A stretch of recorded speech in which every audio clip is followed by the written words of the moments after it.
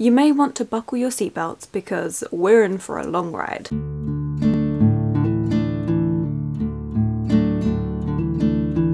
Hello my loves, and thank you for joining me. It's Kirsten and we are starting off a weekly vlog reading Victor Hugo's Notre-Dame De Paris, and I'm so excited. Well, I say I'm excited. I'm on page 56 and yeah, not a lot's happened really, unless you count a play that's going on that loads of French people have spent hours and hours, some even all day, queuing up for. And then they're having this bit of a riot because they don't want to have to keep waiting for this play to start. The riot's mainly led by these group of mischievous students who just love to cause her hassle. Eventually the play starts, but then during the beginning of the play it gets interrupted by the cardinal finally entering, and the author of the play is like really frustrated because he's just like, my play, why is no one respecting my play? And then there's all these names that's being listed about people that are coming into this play finally at last after holding it up for so long, and then they decide, you know what, sod the play, we're going to instead choose the cardinal and we're going to do it by people pulling really funny faces. And that's where I'm at. Not what I was expecting at all. So this book I'm actually going to read quite slowly. One, because I am finding it a bit slow to get into at first. I think that's normal for classics, especially one that is over 500 pages long, and so I am expecting at least the first 150 pages to be quite slow. But to tackle that, what I'm going to do is split this down so I read about 120-ish pages a week, breaking that down to about 20 to 30 pages a day. And that does account for some days me not feeling like picking this up, and also if I do get into it, which I am hoping to, when all the darker gothic bits start, then I will obviously be hopefully interested in reading more and more, so not wanting to put it down as much. That's the plan. We'll see whether it actually works out like that. But yeah, I am intrigued, and I have heard that it is quite a dark book that is not anything like the actual Disney film. I'm just intrigued to see how this goes. So that's what we're starting off with. However, I am going to be pairing it with another book, which, you know what, let me actually get my notebook to see what books I have to read for this month. Okay, so there is a couple that I can choose from. So we have Nettle and Bone, but I am buddy reading that with Ellie over at Bibbidi Bobbidi Books, who I've linked below. So I think I just need to message her and find out how she wants to do that, whether we're going to read a set amount per week or how that's going to work. Maybe I'll pick up Chilling Effect. I'm a little bit hesitant actually, because I've had one of you guys say in the comments below, and then also Ellie, who read it last month, saying how it was just disappointing and it didn't give off the vibes, because Ellie, like me, was excited for like the psychic cat side of things, but that it didn't quite follow through. And then in another comment someone did say that the psychic cats really don't play a large part, and that's the main reason why I wanted to pick it up. But maybe I will, because then I can read that throughout the week as well and pair it with this, and potentially Nettle and Bone, depending on how we're going to be buddy reading that. I think that's a good plan. That's a good plan in the morning. As it stands for this morning, I do have my wrap up that I would like to film for July, and then potentially another video if I can get it done. Otherwise I have the final edits to do, and then that's about it really. And then me and my partner are meeting up later this afternoon, so quite a busy morning, but nothing too much. So yeah, okay, that's the plan. That's what we're going to be reading. Let me know, what are you reading this week? Let's go. Wow, look at me keeping it under 5 minutes for the first time ever. For the first time in a while, let's just say it that way. But yeah, okay, right. Before we break that, how about I stop talking and we get on with our day, and then I'll give you updates with whatever book I do actually pick up, and hopefully reading a bit more of this one.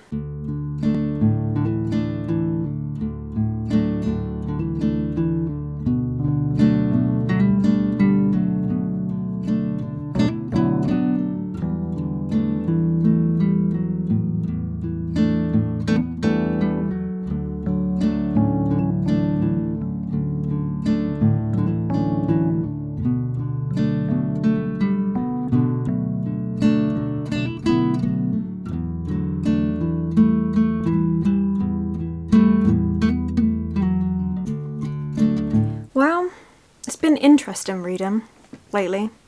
I say lately, like 2 days. But on Monday I did read a tiny bit more of Notre-Dame De Paris, and I got up to Book 2, Chapter 4, so page 81, and we've already met Quasimodo and Esmeralda, which happened a lot quicker than I expected, and I am so intrigued. I loved the depictions of them because I shouldn't make the comparison, but it did remind me so much of the Disney film. I think they took that really well, like the depictions of them, even when you first meet Esmeralda and her goat and everything, like that was all done really well, taken from the book to the film. I really liked that bit, but I'm now so interested to see where our story is going to go, where it's going to start getting darker, and just, yeah, absolutely loving it. Definitely the first part of this book was more about the Gothic architecture of the building, because Victor Hugo did write this to save Notre-Dame, which sounds incredible considering that it is such an icon of Paris, and obviously with all the fires and everything that happened, to have this book because he had set about trying to save Notre Dame and to show interest and hype around this beautiful building, and to know that Victor Hugo, you did your work because it's still there today, it's still loved and looked after. So that's the first part of this book. Like, a lot of it was just about the architecture and also about the Parisian people, but I'm really pleased that I finished on a point where we've met Esmeralda and Quasimodo, so I'm very excited to continue on with this, and I do plan on reading this more over the next 4 days. Like, this is the book I'm prioritising, although I also need to read a little bit of Nestle and Bone because we finally sorted out our buddy read for that. So I also have 6 chapters to read of this to go with our buddy read that I'm doing with Ellie from Booty Bobbity Books and Steph from Skin with Steph. I'll have both of them linked below, but very, very excited. So I'm thinking, I'm working for the next 4 days, but I'm off on Sunday, so I think I'm going to dedicate this to Sunday and then chat about it then. Hopefully they don't mind waiting that long, but that's the plan. Really enjoying this. Now, what I did on Monday, because me and my partner did our date night, we did it kind of early this month because the rest of this month our days off and that just really aren't lining up very well, and this was the only time we had, so we ended up doing it quite early. So I decided to take a different book with me, because remember I was saying how I wanted to break it up? Well, of course you remember, because for you it was only a few moments ago. For me it was a couple of days. Anyway, I decided to bring Chilling Effect by Valerie Valdez with me, and yeah, I don't like it. I am 72 pages in and I do not like this book. What? There are some good things about it, like it's fast paced, it's easy to read. However, that's about where it stops for me, because the fast paced part is so fast paced, like everything that's on the synopsis happens already. Like, we're already at that point, and so now the rest of the story is starting, and while yes it makes it interesting because you don't know what's going to happen in this, it also just didn't stop. Like, it was so fast paced. While that does make it really easy to read, like it's really quick, there's no slow moments or anything, it just makes it feel not very high stakes. Like, there are certain things that happened that I feel like if it had been a bit slower I would have felt the stakes a bit more, but I just didn't because it was so fast paced. Alongside that, I don't actually like the writing itself. There is consistent talk about farts, which, why? And also swearing. Like, the amount of profanities that's in this book is ridiculous. Like, there is so much. There is also Spanish in here, which I don't mind actually. I like it when there's another language integrated into a book, especially because normally it's done in a way where you can kind of infer what they meant. If not, look it up. Like, it's not that hard. What I do hold resentment for is the fact that when I took the time to look up some of these words because I couldn't work out what they meant, they were swearing. It was more profanity, and I'm like, why? Why? I really didn't like that. I really didn't like the fact that I took the time to research what this word was because I didn't know, to then find out it was just more profanities, and I'm just like, what was the point in that? Like, it was so annoying. The character herself, Ava, is someone that's really quite annoying. Don't get me wrong, I understand, like, she's in quite a difficult position at the minute, and so I can fully understand that. However, she's just this person that runs her mouth and gets herself into so much trouble because of it, and you just think, well, there must have been better ways to handle different situations. Also, one of the situations that she gets into wholeheartedly, yeah, I agree with you, that he was just being a dick. It's just not something that I'm gelling with. Preface all of that to say, I don't really read sci-fi. There are 2 sci-fi books that I have genuinely enjoyed and carrying on with the series, and that's Skyward by Brandon Sanderson and Aurora Rising by Amy Kaufman and Jay Kristoff. and they're both young adult sci-fis. They're the only two that I found that I like, so I knew going into this it was going to possibly be a hit or miss with me. But I really hoped, because there were psychic cats and the synopsis sounded really funny, that I would enjoy this and it would just be a fun, light-hearted book. Psychic cats probably took up about 2 chapters and then that's it. Like, they're mentioned occasionally and stuff, but they're not actually a part of this book, which was so disappointing. And then the funniness, like, there is in sense that it's just, you know, everything's gonna go wrong. And part of me wants to continue reading because it's like a car crash I can't look away from, but also this is actually a first book in a series and I know I'm not going to dedicate myself to the actual series of this, so then I'm like, well, what's the point in carrying on? So for now I'm putting this down because I know if I go back into it and I see another piece of swearing or I look up another Spanish word and it's just another profanity again, I'm going to get really annoyed. And I did watch Sam from Thoughts with Tomes, her non-spoiler review of this book, and it doesn't sound like that lets up at all, which I'm not a fan of. Both Sam and Ellie said that this book is for someone that if you like Mass Effect, and thankfully Ellie let me know what Mass Effect actually is because I had no clue, and that's a video game. I'm gonna be honest, the only video games I play is Animal Crossing or Pokemon, and I don't care anymore about this book. So yeah, this is gonna be put down. It might be one that I pick up if I feel like watching a car crash, otherwise no. But on the Monday before I met my partner, I did go with my mum, my brother and everyone to charity shops to do a little bit of charity shop shopping. Both me and my mum go there for books. I will also go there for clothes as well if I find something, but I have said I'm not buying any more clothes, so we're just not doing that. But books and stuff, however, that's a different story. So I did find 2, and that's Agnes Grey by Anne Bronte. This was £1, so obviously had to pick it up. I actually really want to read this one. I want to read all the books by Anne Bronte, Charlotte Bronte, and maybe even some of Emily Bronte's poetry. So had to get that for part of that, and £1, like I can't say no. I know if I do like this, I will then probably get it in the English Library edition. For a first read, I'm really happy with this edition. And then I also picked up, again for £1, Thomas Hardy's Stories and Poems. So this is selected short stories and poems that Thomas Hardy wrote, and I fell in love with Tessa D'Urberville's, and I'm so intrigued to read more from him. And this, I loved the cover. I just thought it was beautiful. So yeah, saw this, £1, had to have it. There is literally just poems and stuff throughout this. This is going to be one that I probably read over the course of a month again. I love short story collections, and that's one thing I've realised I don't have on my TBR this month is a short story collection. So I'm thinking I'm probably going to correct that and maybe even pick up the Agatha Christie short story collection that I've got. I love having a short story collection, like it's one of my favourite things, and I never thought it would be, but it really is. So yeah, really pleased to add that. Then I left to go see my partner. However, mum they all carried on, and my mum found this amazing, huge book. Absolutely ginormous. But I'm so excited about it. And that is The Brontes by Juliet Barker. And this is huge. It is 1100 pages of non-fiction goodness about the Brontes, and not just the 3 sisters but their brother as well. I'm so intrigued. It's just so much in here. So this is based on first-hand research among all the Bronte manuscripts. This book is both scholarly and compulsively readable. The Brontes is a revolutionary picture of the world's favourite literary family. I can't wait. So yes, it is a non-fiction book about the Brontes, and I had been mentioning to my mum that I wanted more non-fiction books about authors that I really liked. She found me one on Jane Austen with all her letters to her sister, so I was very intrigued by that, and I said that I really do want to get more non-fiction books about Jane Austen and her life, as well as the Brontes, because I love Charlotte Bronte so much, and I've read a book from Emily Bronte and Anne Bronte and loved both of those as well. So the Brontes are just something that I want.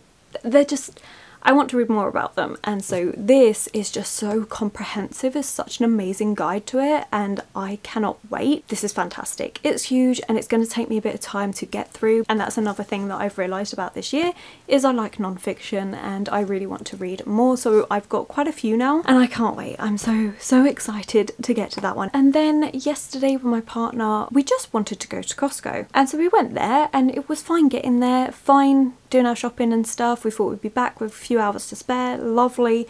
Yeah, that didn't happen. It took us 2 hours to get home because there was an accident. It was hassle. absolute hassle. So in the end we got back, we had dinner, we relaxed, and then I went home. Like, that was it. And then once I got home, I had planned on actually picking up Chill in Effect again, just to try and persevere. I thought at least get to the 100-page mark before I put this down. That didn't happen because I sat on Animal Crossing for 3.5 hours. 3.5 hours. But it was good time. It was great. I made loads of progress. I now have a little farm going on. Yeah, we're happy with this. We are happy. But yeah, so that's where I'm up to. For now, I need to stop talking because we are actually at the 15-minute mark. But I just wanted to show off those books that I got and the fact that I really don't like Chill in Effect. Like, I actually put up a post on my Instagram in the stories, and it was of this. Because I love that. I love that we have a picture of a cat at the start of every single title, and that's the only part of this book that I love. So that goes to show where my thoughts are with that. Right, I'm going to stop rambling. I do have things to do before I have work today, so I will catch up with you when I've read a little bit more and we'll see what I've been up to.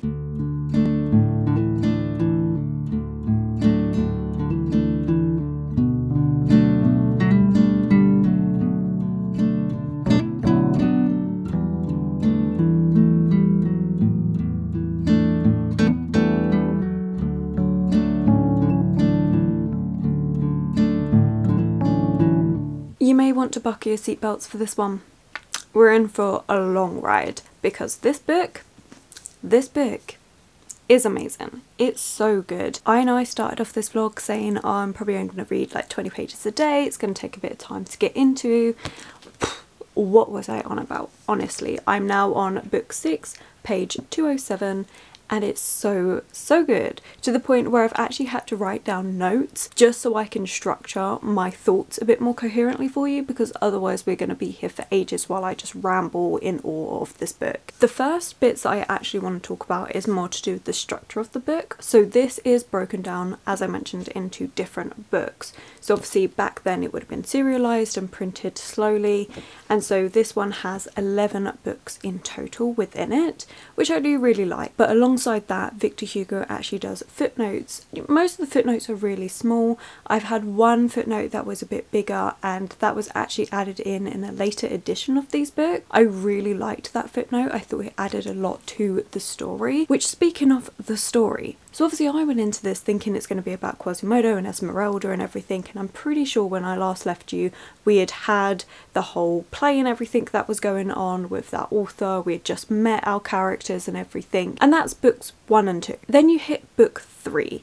and book 3 is all about the architecture of Notre-Dame and also of Paris as a whole. So you have all the history of architecture to do with Notre-Dame, and then Paris itself, how it's been built, how it's grown, and the different like circles and stuff that's grown within it all and over time, and just the history of how it was built. But he also has a lot of righteous anger at the fact that they're now trying to change things. It's great for that. Like, I find it really interesting for that. And also this is part where I started noticing differences within translations, because I obviously reading physically the Oxford World Classic edition. However, I've been picking up occasionally on my phone when I've been getting busy. The edition that I've got on my phone is different, and as a result the translations are slightly different, and I found that really interesting, and it made me just think about translation in general, how much we do rely on a translator to translate the works, having the fact that their biases and stuff can come across,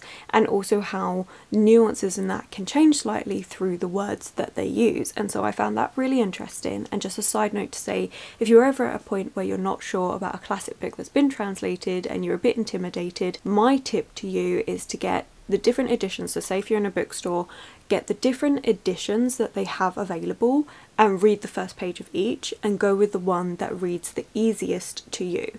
And I think that's a good way to get started. But it just made me really interested to see those subtle differences between translations, and just to think about translation in general. Like, it's definitely something that I would love to like delve into a little bit deeper and everything. Like, it's just so interesting how it can impact our reading. So that's just a random tangent. But yeah, so book 3 is where I really started to find enjoyment in this, and I actually started annotating. And even though it had nothing to do with the storyline, so you could honestly skip book 3 if architecture and the history of it all isn't your thing. Basically him going on a rant about why should we destroy art of other generations and stuff, like what gives us the right to do that. And then you get to book 4, which is all about the background to Quasimodo and the person that saved his life as the villain in Disney, which is Claude. And it's really interesting to see their background, see who Claude is, how he became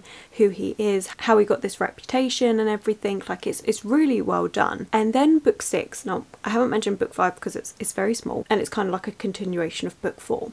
The book 6 happens, my absolute favourite, and again, nothing to do with the story, absolutely nothing. But it is Victor Hugo going on about how the printed word, so books, is going to destroy buildings. And he makes this argument that architecture was a way back then, so before this was written, and how throughout history architecture has been used as a way to express oneself, and it was their version of the written word because you didn't have something like books and stuff.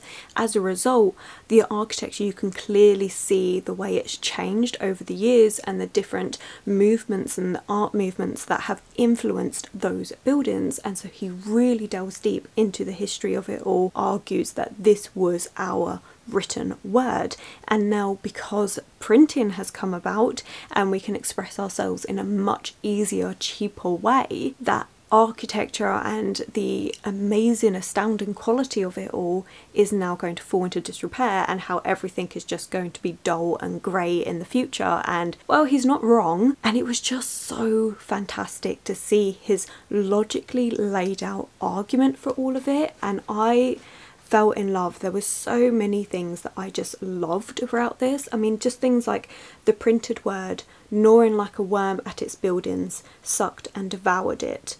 It's just so good. And like, he compares different authors to architecture. So like, it goes on, the Bible resembles the pyramids, the Iliad the Parthenon, Dante in the 13th century is the last Romanesque church, Shakespeare in the 16th, the last Gothic cathedral.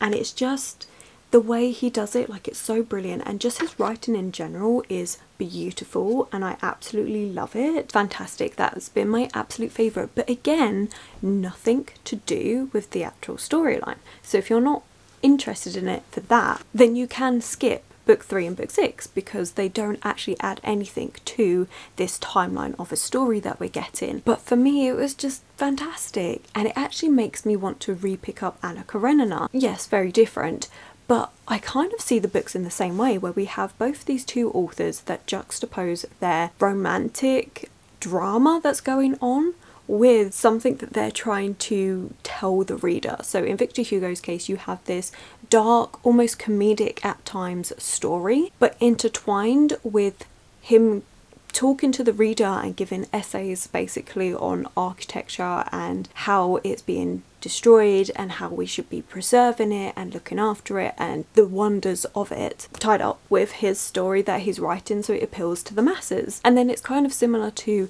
Leo Tolstoy's Anna Karenina, because you have the whole love story between Vronsky and Anna, but alongside that you have the farming aspects and that slower pace of life and that just philosophical look at life, like what is the best way to be, like is the humble man the better man. It's just so good. And even like Victor Hugo poses a lot of philosophical questions in this, and it's just so good. Like, I wasn't expecting it, especially because on the synopsis and everyone that's really spoken about this book has just focused on the dark romance side of the story and kind of just skimmed over these parts, which I just think are so important and shows where Victor Hugo's passion really is. And it's just, yeah, I'm loving it. I can't believe that the bits that I'm annotating and loving are nothing to do with the storyline at all. I'm still intrigued by the storyline. I still like it. I still think his characters are really well developed, and it just shows villain in this isn't necessarily a villain. Like, his origins and that were pure, and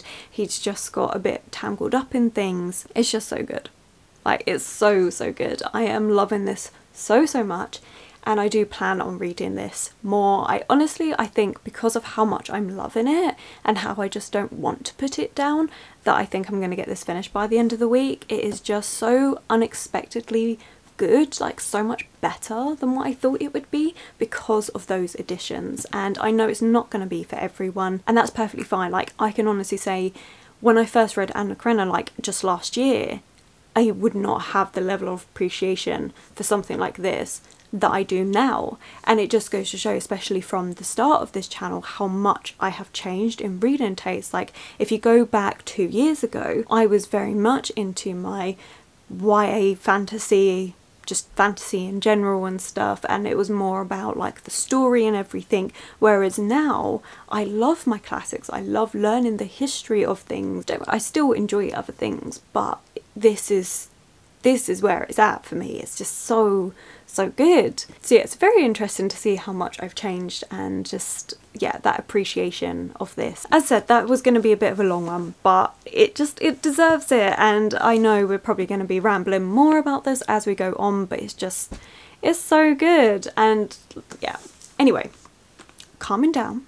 Moving on. Okay, so today what I would like to do is get some editing done and actually also start Nettle and Bone by T. Kingfisher. So I actually said I was going to pick this up on Sunday, but what I would like to do is do 3 chapters today and 3 chapters tomorrow. Just because I think on Sunday I'm normally wrapping up the vlog in the morning, so I just kind of want to get this started earlier. Plus, Ellie and Steph, who I'm doing the buddy read with, they've already read the first chapter and they both said that the writing's very interesting, and Ellie says like it's going to take her a bit of time to get used to and everything. So that makes me really intrigued, like really intrigued to start this. So I'm thinking we're gonna edit, because I need to get my wrap up edited for the one before this video, and then if I've got time, read 3 chapters of this, because I have to admit I've been spending my mornings relaxing and playing Animal Crossing. Is anyone surprised at this point? But I really should get a wiggle on, get some actual bits done, you know, with this time before work. So that's the plan. Edit and 3 chapters of this, and then read more of this one at work today and just see how we go. But yeah, this is so good.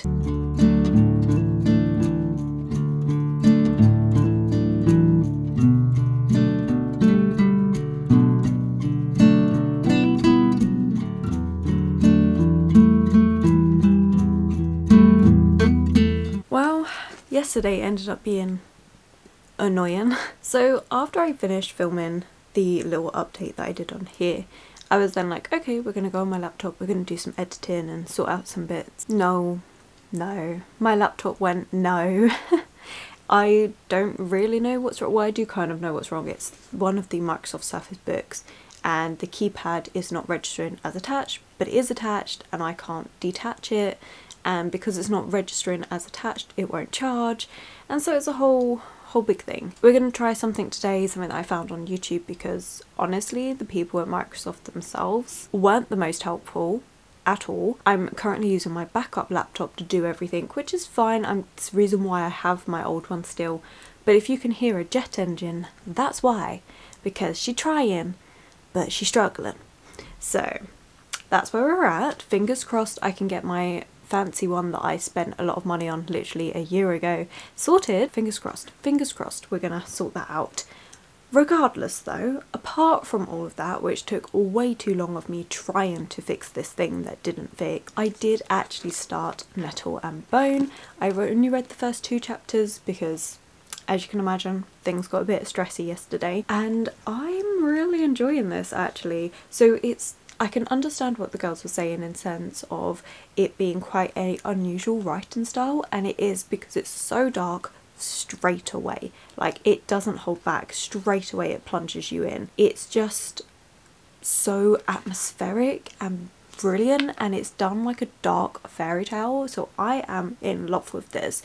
I think it's amazing, fantastic. I'm really enjoying this.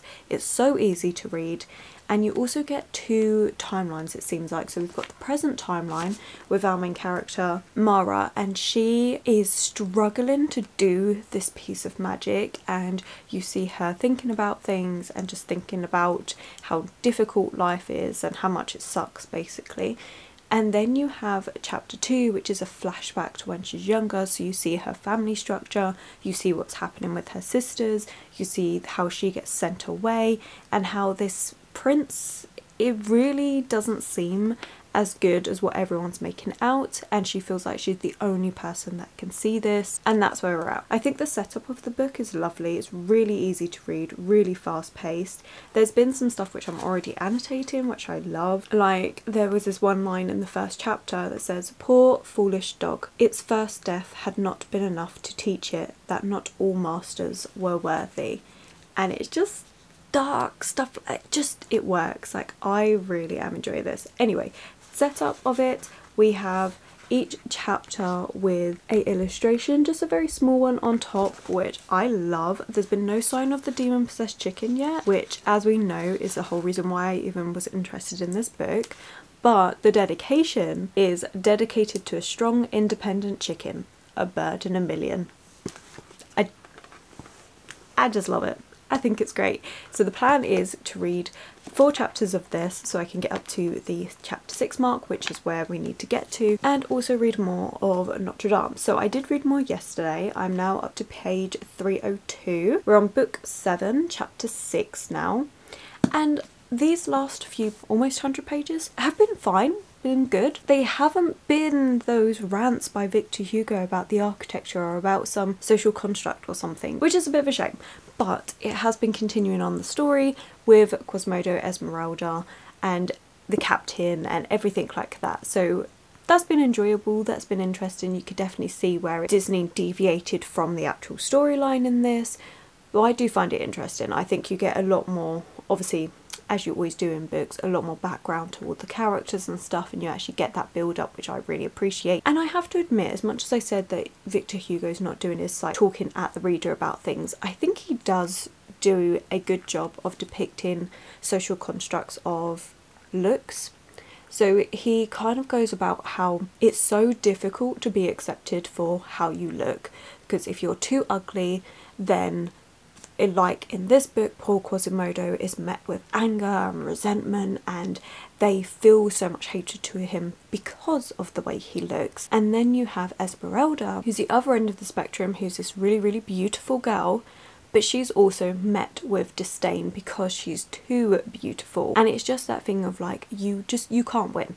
You are always ridiculed for how you look, either because society sees you as too ugly, or you're too beautiful and so you must be a harlot, or encouraging men to do these dreadful things, and it's just not very nice. So we've had Esmeralda meet a group of ladies because they wanted her to come up and perform for them. So she comes up, they realise how beautiful she is, so automatically disdain her, so they all rally together and start putting her down, where it was juxtaposed against what Quasimodo had to go through, and that was said because of how he looks, that the Paris public was so excited and happy for his punishment and stuff because they see it as justice for being that ugly. How ridiculous it is that even now in today's world you are constantly judged for how you look, how you dress, how you do things, and you are always found wanting no matter who you are. I feel like that was a good comment, and I do think it's something that you can relate back to today, but I do kind of miss the rest of it. Although my friend did make a point, because I was like, may have been slightly complaining that there wasn't any of that in there, and she was like, but you do like a bit of time to sit there and think about things. So she's like, so maybe this is a good thing. And you know what? She made a good point. She made a very valid point. So we'll see if we get any more of that, or whether the rest of the book is just the story now that Victor Hugo's made those points. Regardless, I'm still enjoying this, and I have 200-ish pages to go, so we're going to be carrying on with that. So hopefully this week we would have finished the quota that I need to meet for this one. We won't be finishing it this week because this is a month-long buddy read. Finishing off this one. That is what I would like to do, but we are on Saturday, so we'll see how much we get done. As for today, I'm going to try a couple of things to see if I can just do something with my laptop so it's salvageable, and then we also need to do some food shopping. I think that's it for work today. We'll see. So I'll probably update you maybe tomorrow evening once I've finished this. Maybe, I don't know why I say that, because we never know what happens anyway. Right, okay, I think I've rambled for enough, plus I'm getting hungry, so I'm actually going to have breakfast before I do anything else. So yeah, I'm going to go do that.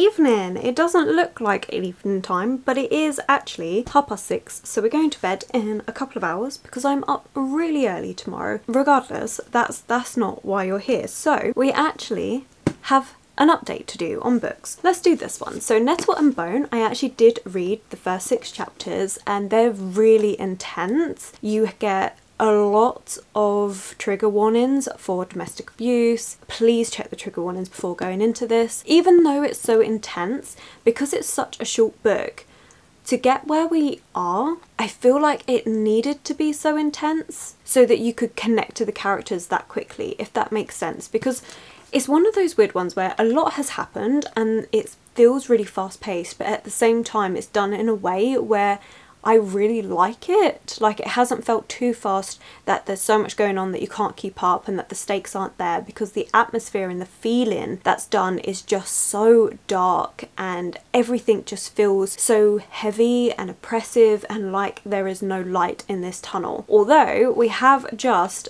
reached a point where Mara is at chickens. Like, she's at a place that has chickens and it has been said that one of them is possessed. So I'm really hoping we're going to see that soon. Cannot wait. And just overall, I just think this is doing an amazing job at painting this really desolate picture. And this is Mara's only hope to help protect her sister, who is in this really abusive relationship. Her sister has no way out and has to do this because the person that's doing all the abuse, he's got them in a chokehold, in a political chokehold, and they can do nothing about it. So it's really quite a sad point. There's also a lot of talk about what it means to be a woman, especially back in past history, about how they were just expected to have children, to have boys, to continue on that line, and how there is so much societal pressure for all of this, and how the women just, their bodies are just put through constant stress. I think it's done a really good job of highlighting all of these parts, and I'm really intrigued to see where this is going to go. I think it's really good, loving the atmosphere. As I've said, it's probably my favourite part of this, but it does just feel like such a dark fairy tale and I love it for that. So yeah, really happy with that. And we're up to chapter 7 and there is a chicken. So I'm hoping that we're going to be meeting the demon possessed chicken. That is the hope. In another more morbid update, I finished Notre-Dame De Paris, and I literally finished this about 10 minutes ago, and gosh, that's a heavy ending. It's so sad. Like, I was almost at tears towards the end, like, so sad. It's so different to the Disney film, which I knew, obviously, because they are going to give it that happily ever after, and there really isn't one in this. Like, it's such a sad ending, nobody comes out of this well, and it's just, yeah, really hard hitting. We didn't get any more of Victor Hugo's talk about architecture or anything like that, which I did miss. But also it meant that the story could just develop in its way. It is quite a interesting storyline in the sense that it follows lots of different characters but then jumps back to show those characters what they... Let me start again. There's a series of events that's happening across this timeline, and you'll see it from one person's perspective, and it will go across this timeline, and then he'll go, so dear reader, do we remember this, where we last left off this character? Well, this is what they've been doing while all this has gone on, and you see how it all connects together. And I actually really like that. I think it's really well done. Writing wise, fantastic. Absolutely loved the writing of this. I did feel like it was starting to get really predictable and I could just know exactly what was happening. I feel like partly that's because I've actually seen the Disney film, and parts of the Disney film does follow this really well, but also partly because I could just guess at things. But that ending, I held out hope that things were going to end differently. Like, I really did, and it didn't, and it got to me, guys. It got to me. Like, I'm just gut-wrenched right now. So that's a bit of a sad way to end the day. But actually what I did with my day is I did meet up with my partner. Actually, what have I been doing the last couple of days? To be fair, not much happened. I was at work, did the food shopping, went to work, had work. That's it really. But I then met up with my partner today because he was at work, but I was off, so we went up there and we went out for lunch together, which was lovely. I really enjoyed that actually, a really nice little restaurant, and it was just a nice healthy option when we had the rice bowl with all the vegetables and everything, and it was very nice, very tasty. But I then, as you saw, popped into Waterstones by his works, just a little one. I wasn't planning on honestly getting a book, I just like going into a bookstore. I don't know if you guys have this, but I just like going into a bookstore. Like, it makes me happy, and it was just a nice way to spend a little bit of time. I ended up spending like 40 minutes in there or something like that, having a little wander around, having a look at the books, because doing it like that where I'm literally just looking and not looking for a particular book is so lovely, because I can look for stuff and just find things that I may not have thought about or even seen before, and so I will take pictures of those books. Like, I found a hardback book that I'm really interested in, which is called Marla's Cat. I actually really want to do a month of reading videos about cats. Don't ask me why, but like with they're in the title and stuff, I'm thinking that we might do that for a 24-hour readathon in like December, because I've already got one planned for October, so I'm thinking December time would be really cool. And that one just caught my eye. It's got a beautiful cover and everything. I'll put an image up here of the image I took actually, and I loved it. It was beautiful, but it's not a book I've heard anyone talking about. I don't really know too much about it. I think it's more historical fiction because it's based on someone escaping to Poland, I think. I might have that slightly wrong. I did only glance over it, but I'm just so intrigued, and it's not something I've seen before. That's what I find is the best part about just going around a bookshop. Not only do I find it just really relaxing and enjoyable, but also you never know what you're going to find. Speaking of, I did have £10 on my Waterstones card, so I decided to treat myself to The Picture of Dorian Gray by Oscar Wilde. This is a book I already own, I've already read, but it is in the English Library edition, and these are the editions I'm collecting, and I have been struggling to find this one and Dracula. They didn't have Dracula. To be honest, I want all my classics in those editions, like all the ones that I really enjoy, I want in those editions. I love how they look. I think they're so beautiful, they're so easy to read. So I decided to treat myself to that, and I still have a bit of money left on my card because it wasn't the full £10. That's even better. I'm really pleased with that. I didn't go crazy, I didn't buy too many books, but I did just get an extra one to add to the growing classics collection that I just I love, and I really want to collect more in this edition. Right, we are done. That's everything I got up to. Literally, I've just been back home, had some food, chilled out on Animal Crossing, which I think I'm just going to do more of, although I'm actually thinking of starting next week's vlog because I got given Amazon parcels.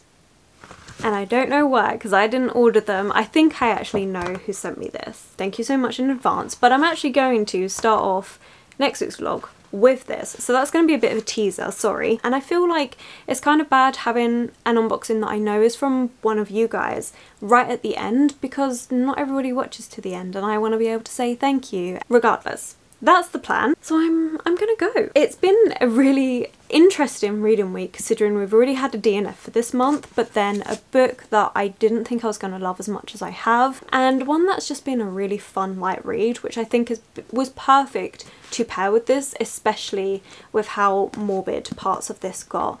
It was really nice to have. As much as it is also a really morbid book, it feels lighter, which I don't know what that says about me, but there we go. Okay, right, well, we're in ramble territory and I actually want to relax before I have to sleep, so I'm gonna go. Let's put the emoji of the day as... Well, I don't know if you can hear that, but the dogs are barking, so clearly they want to be the emoji of the day. So put a dog emoji, and I'm gonna go. So thank you so much for watching. If you have enjoyed this video, don't forget to give it that thumbs up, subscribe, comment to let me know that you're here. Social media links will be linked below, and I will of course see you in the next one.